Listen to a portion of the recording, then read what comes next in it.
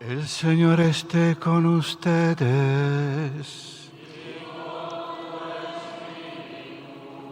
Del Santo Evangelio según San Lucas.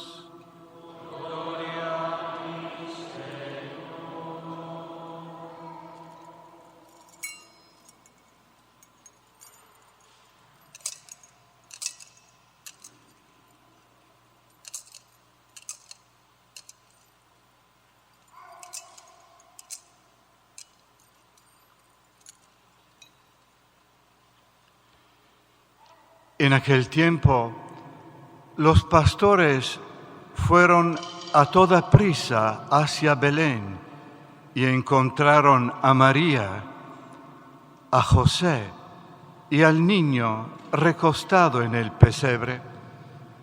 Después de verlo, contaron lo que se les había dicho de aquel niño, y cuantos los oían quedaban maravillados.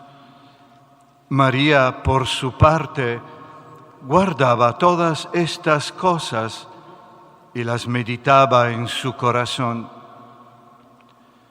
Los pastores se volvieron a sus campos, alabando y glorificando a Dios por todo cuanto habían visto y oído, según lo que se les había anunciado. Cumplidos los 8 días, circuncidaron al niño y le pusieron el nombre de Jesús, aquel mismo que había dicho el ángel antes de que el niño fuera concebido.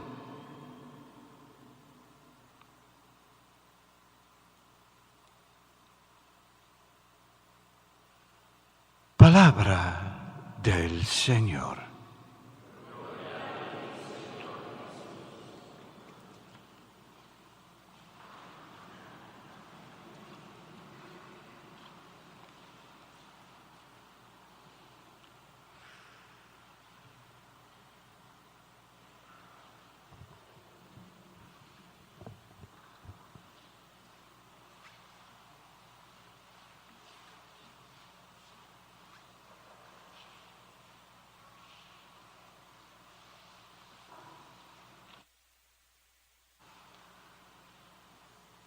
Queridos hermanos,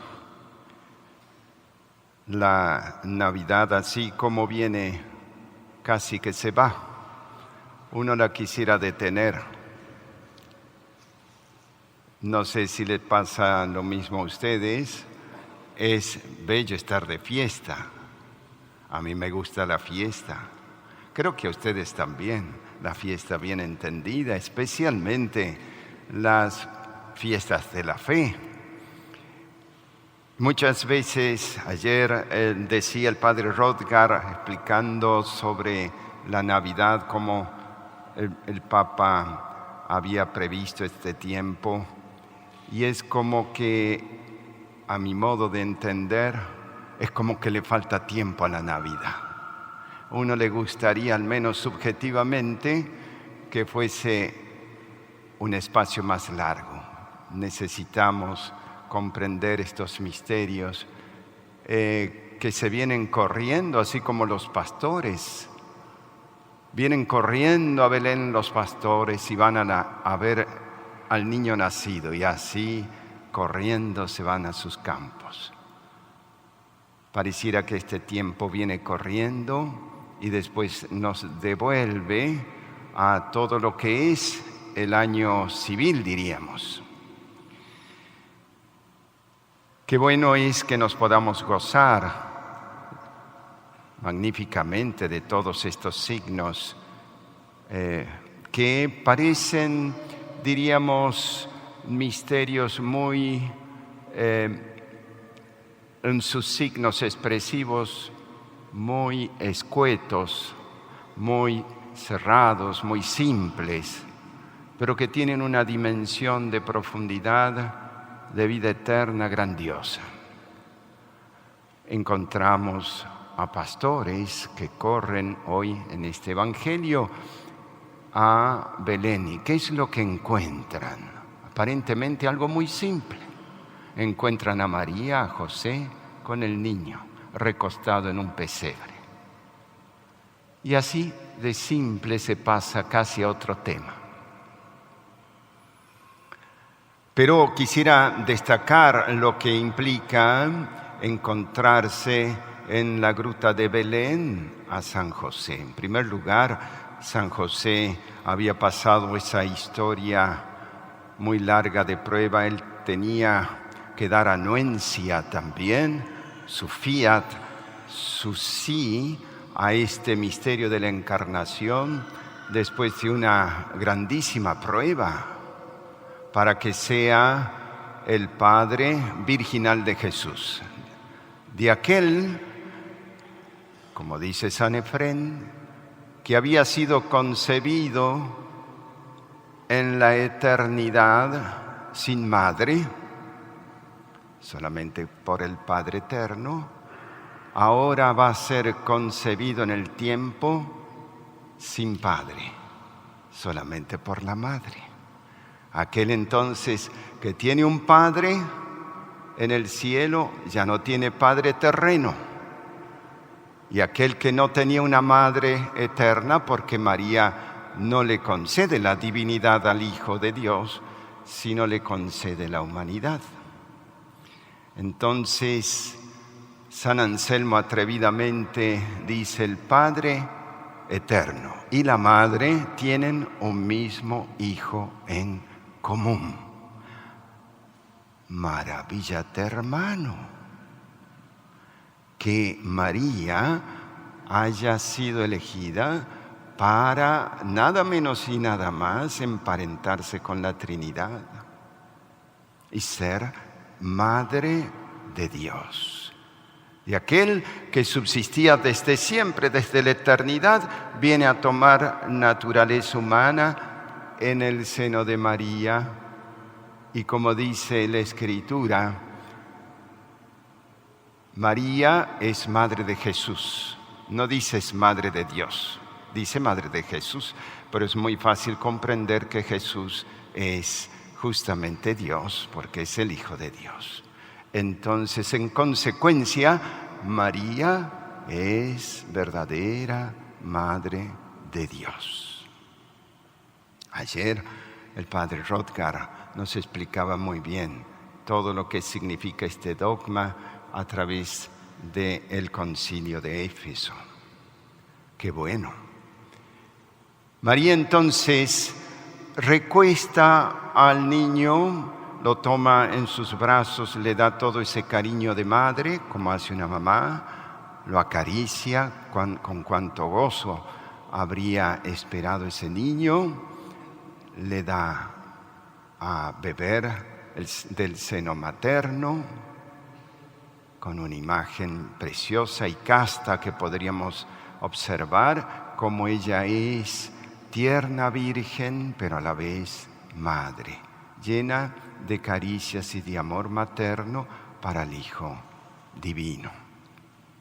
Pues eso es lo que encontramos allí en el pesebre. A San José, que pasó por esa grandísima prueba, a esta mujer predestinada, elegida por Dios desde toda la eternidad para ser madre de Dios, al niño recostado en un pesebre envuelto en los pañales. Por lo mismo, esta gruta de Belén se transforma en algo único, en algo que es inaudito en la historia. ¿Por qué? Porque a pesar de su simplicidad, allí se va a cambiar la historia de la humanidad en la gruta de Belén. Allí va a nacer nada menos y nada más que el Salvador.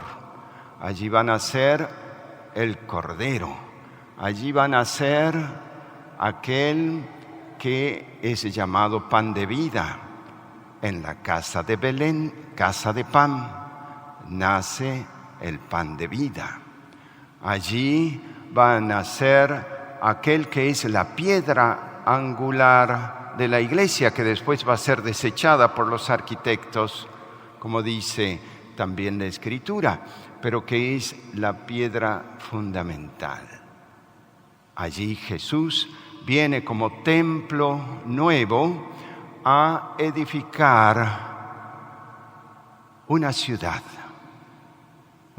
magnífica, una ciudad albergue para toda la humanidad, una ciudad que bien podríamos decir es la Jerusalén celeste que comienza a edificarse aquí en la tierra. La iglesia es obra de Jesucristo. Él va a ser el constructor y Él a la vez va a ser la piedra angular de esa iglesia. Pues si hablando de esta edificación podremos referirnos a aquellos elementos que han siempre manifestado a la manera de bosquejos en el Antiguo Testamento lo que iba a ser este templo nuevo que es la humanidad de Jesús y la iglesia. El primero es quizás una piedra significativa, luego va a ser el tabernáculo, la tienda allí en el desierto, luego va a ser el templo de Salomón, que va a ser destruido y luego va a ser reconstruido en el segundo templo. Y finalmente vendrá ese templo magnífico que refiere la Escritura, especialmente el evangelista San Juan, que se levantaría en 3 días porque Cristo se refería al templo de su propio cuerpo, como dice él. Vemos entonces cómo hay toda una especie de itinerario de la sombra, de la oscuridad, de los bosquejos, hasta el templo perfecto que es Cristo Jesús en su humanidad. Y el templo perfecto de Jesús, es decir, la iglesia, no va a ser Él solo. Es Él y es toda la iglesia. Es decir, somos tú y yo también parte de esa gran construcción que es justamente el templo. Pero también, fíjense que la liturgia ha querido significarse esta especie de gruta cobijadora, templo, a María. María también es como una ciudad. Fíjense que en la liturgia de las horas se coloca el Salmo 87 aplicado a la Santísima Virgen como ciudad. Dice así, me permito leer un pedacito del Salmo. ¡Qué pregón tan glorioso para ti, ciudad de Dios! Contaré a Egipto y a Babilonia entre mis fieles.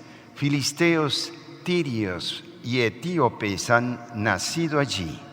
Se dirá de Sión, uno por uno, todos han nacido en ella. El Altísimo en persona la ha fundado. El Señor escribirá en el registro de los pueblos, este ha nacido allí. Y cantarán mientras danzan, todas mis fuentes están en ti. Cristo nació de María. Y uno por uno, tú y yo y todos que somos parte de esa edificación, hemos nacido en ella. Así dice el Salmo.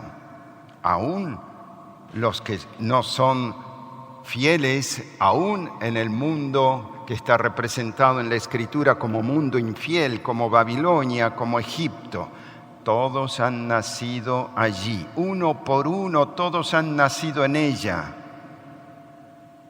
Este ha nacido allí.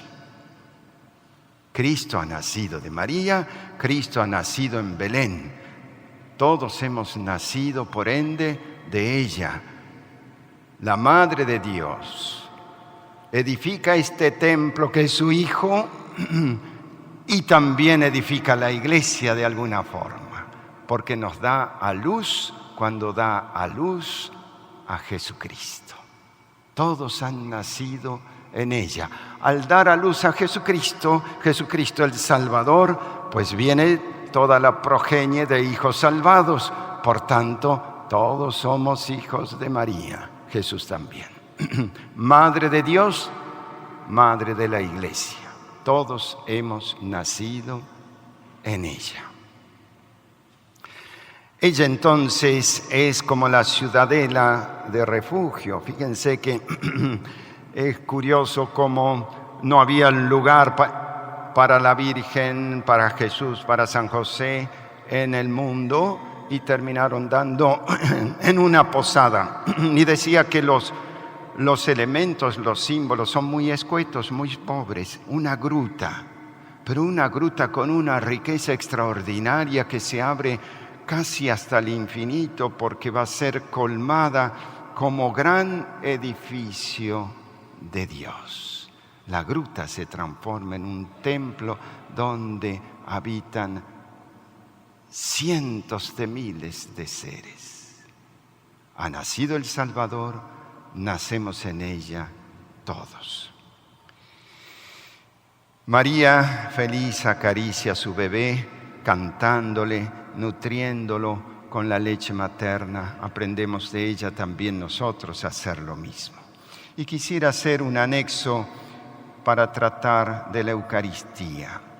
Encontramos en los brazos de ella al niño Jesús envuelto en pañales, tocado por las manos maternas, manos virginales, maternas, manos de Padre virginal, paternos, tocados probablemente por los pastorcitos, pero sobre todo envuelto en pañales. Los pañales que habría preparado la Santísima Madre habrían sido hechos con mucho primor.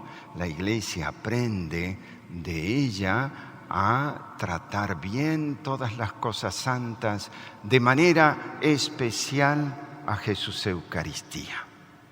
Jesús Eucaristía, niño, se hace presente. Los pastores corrieron y encontraron a Jesús en Belén.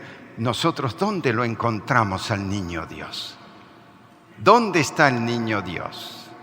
Lo tenemos a través de la imagen, pero lo encontramos en tu corazón. ¿Está el niño Jesús? Si estás en gracia, claro que sí. Si tienes fe, pero te falta la gracia, tienes que seguirlo buscando. ¿Dónde está el niño Jesús? Lo encuentras arropadito en ese lugar escondido que es el sagrario. Allí también está el niño Jesús. ¿Dónde más reina el niño Jesús? En la iglesia. Allí está el niño Jesús. Allí está su espíritu. En la iglesia, en el seno de la iglesia. Pero de manera particular, la liturgia hoy nos pone en el altar al niño Dios como hijo de María, siendo hijo del Padre Eterno. Ahí lo encontramos. Y por eso es tan importante copiar de alguna manera ese gesto de María de preparar los pañales tiernos para el niño Dios. Los sacerdotes tienen que revestirse de blancura para imitar al menos un poquitito esa virginidad de los padres de el niño Dios. El niño Jesús quiere ser tocado por manos virginales, por manos santas. También se dejó tocar por manos pecadoras, muchas manos pecadoras. Todos somos pecadores frente a Él, pero en las cosas santas Él amerita que la Iglesia aprenda esa delicadeza de la Virgen Madre para tratar al niño Dios en el altar. Allí está Él. Y por tanto, a veces hemos perdido un poco la noción de nuestra vestimenta, de nuestro compromiso con el niño Dios, de nuestra forma de actuar, de arrodillarnos, de adorar, de cómo comulgar, etcétera, porque la carencia de la fe en estos tiempos nos lleva a cosificar la Eucaristía, que es uno de los gravísimos peligros que por otra parte la Virgen Santa ya ha señalado. que llegará un tiempo en que no se creerá en la presencia real de Jesucristo. Quiere decir que para llegar a ese momento vamos a pasar por periodos tremendos de cosificación de la Eucaristía que estamos pasando. Ya estamos pasando. Tenemos que reconocer nuestras propias actitudes desde la fe, actitudes de adoración, de piedad, de vestimenta, de lugares santos, de cánticos adecuados, de una liturgia cada vez más digna para el Rey de la Gloria que está en medio de nosotros. Cuanto más se laiciza la liturgia y el templo, tanto más se pierde la fe y se pierde el misterio. De allí que sea muy importante pedirle, quizás en este año, al Señor, este año que ya se ha iniciado, esa práctica de devoción eucarística y de comuniones reparadoras.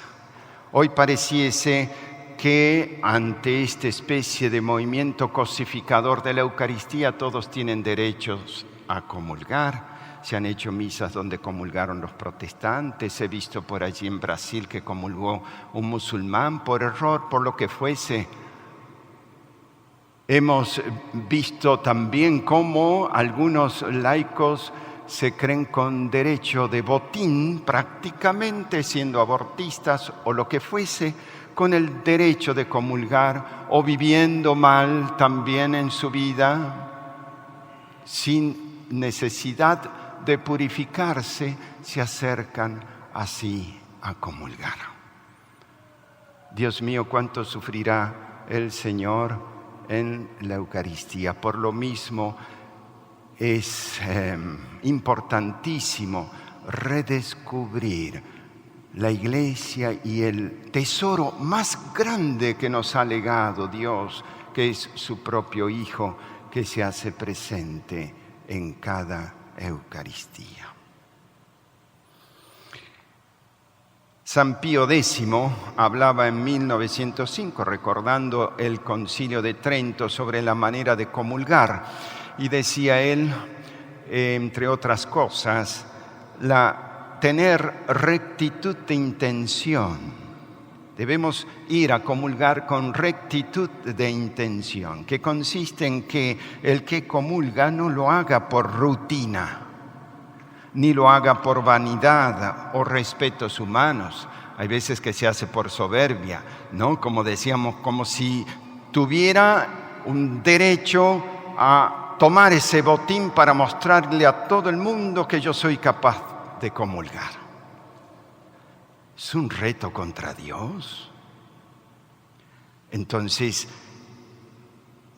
dice San Pío X, con rectitud de conciencia o de intención para agradar a Dios, unirse más y más con Él por el amor y aplicar esta medicina divina a sus debilidades y defectos. No es cuestión de decir sigo pecando, igual comulgo, y sigo pecando, igual comulgo.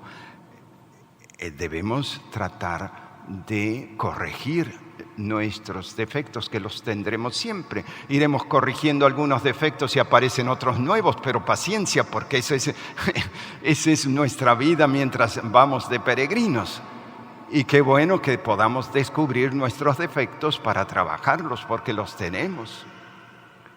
Continúa San Pío X, aunque convenga en gran manera que los que comulgan frecuente o diariamente estén libres de pecados veniales, al menos de los completamente voluntarios, y de su afecto, basta, sin embargo, que estén limpios de pecados mortales y tengan propósito de nunca más pecar. Y con este sincero propósito no puede menos de suceder que los que comulgan diariamente se vean poco a poco libres hasta de los pecados veniales y de la afición a ellos. Eso es poner pañales blancos al niño Dios en nuestro corazón. No es cuestión de decir, yo tengo todos estos pecados, nunca los trabajo, aún comulgo en pecado mortal, como se da por desgracia hoy.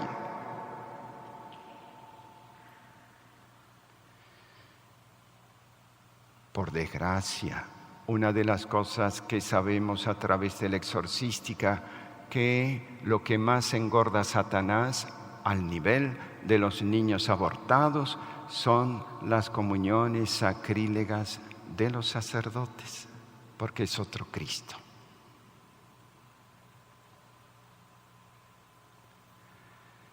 En cuarto lugar, dice San Pío X, como los sacramentos de la ley nueva, aunque produzcan su efecto ex opere operato, lo causan sin embargo más abundante, cuanto mejores son las disposiciones de los que los reciben. Por eso se ha de procurar que preceda a la Sagrada Comunión una preparación cuidadosa y le siga la conveniente acción de gracias conforme a las fuerzas, condición y deberes de cada uno. Y aconsejaban los confesores, directores de almas, que ayuden a muchos a comulgar con frecuencia. Benditos son aquellos que no pueden comulgar y saben del respeto a la Eucaristía y trabajan, sin embargo, por el Señor haciendo comunión espiritual, porque saben lo que hacen y reciben gracias de Dios. Cuando quiero arrebatar un botín a expensas de lo que es la enseñanza de la Iglesia, pues San Pablo tiene palabras muy duras que no las quiero repetir. El niño quiere ser recostado en blancos pañales. Yo me pregunto, ¿tiene derecho a estar en blancos pañales? Sí tiene derecho. La madre nos enseñó que le tenemos que dar esos derechos al niño Dios. Aunque le ofrezcamos nuestra nada, nuestra pobre gruta, aunque nuestro corazón tenga mañas, pero si hay un buen propósito, una buena voluntad, un querer cambiar, la misericordia es poderosa. Pero la misericordia quiere encontrar esos buenos deseos en tu corazón. Porque por allí se entiende muy mal la misericordia hoy, sin ningún cambio total. La bendición llega igual a pecadores y si sigues pecando igual te llega. El Señor nos pide un cambio.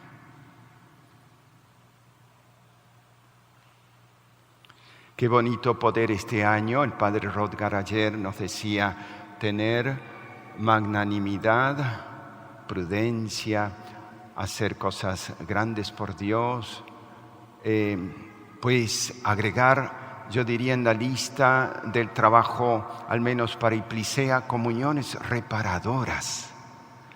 Reparar el corazón de Jesús eucarístico maltratado por nuestras malas comuniones, por nuestros malos gestos, por nuestra pobre vida de fe que ni siquiera está al nivel de lo que podríamos decir los pastorcitos de Belén. Ellos corrieron, vieron, adoraron, cantaron,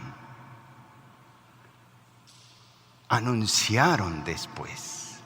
Así debemos de vivir. Quisiera también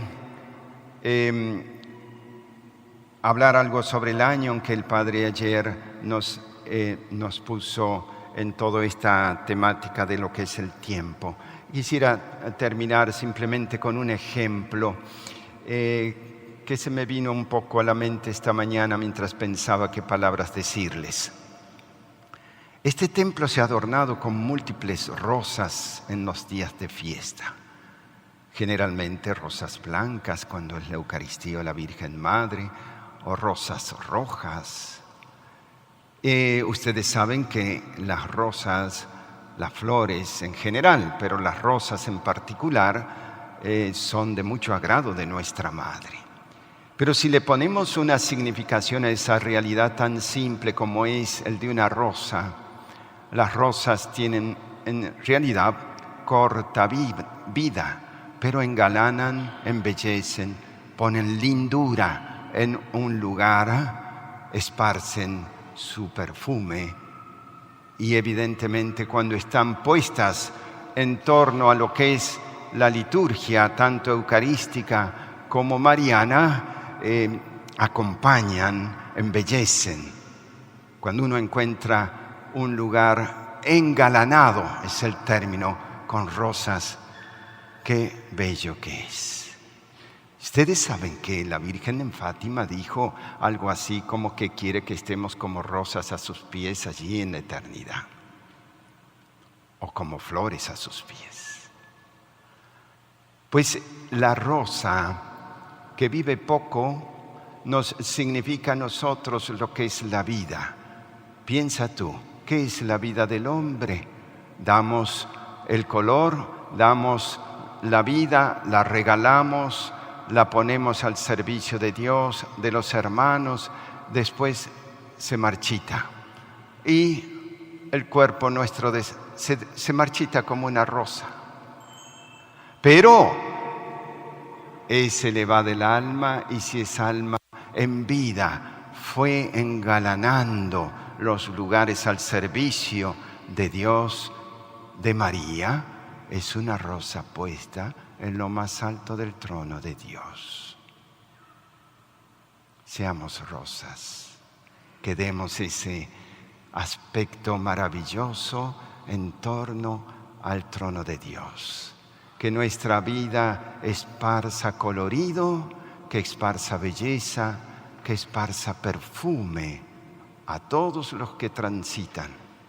Y sobre todo, que quisiera decir algo más, y me atrevo a decir, que las rosas más hermosas, la Virgen las coloca muy cerquita de sí, con una vida consagrada, con una vida dedicada más próximamente a ella y al Señor. Los invito a ser generosos a los jóvenes y también a los papás para entregar esas rosas maravillosas a nuestra Madre, porque la Iglesia tiene que seguir enriqueciéndose, embelleciéndose, así como decrépita está en muchos aspectos, así tú puedes ser una rosa que perfuma este altar.